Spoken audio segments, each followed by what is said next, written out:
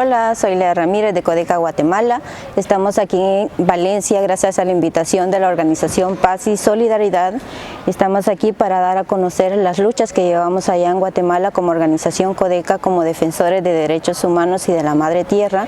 También para visibilizar nuestra lucha, ya que allá los medios corporativos del poder fáctico nos tratan de invisibilizar, perseguir, criminalizar.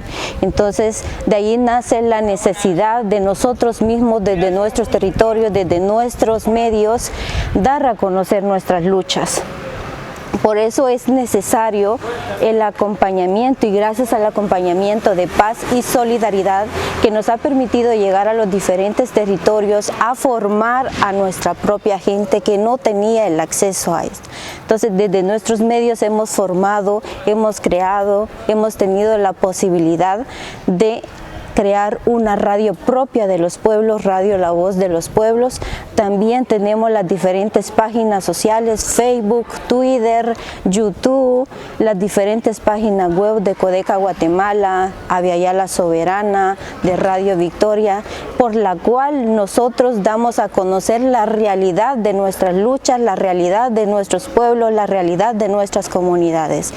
Esas son las armas que, gracias al apoyo internacional de Paz y Solidaridad, también hemos alcanzado a nosotros mismos crear contenidos para visibilizar nuestras luchas, para acabar con la estigmatización que tienen los medios corporativos del poder fáctico.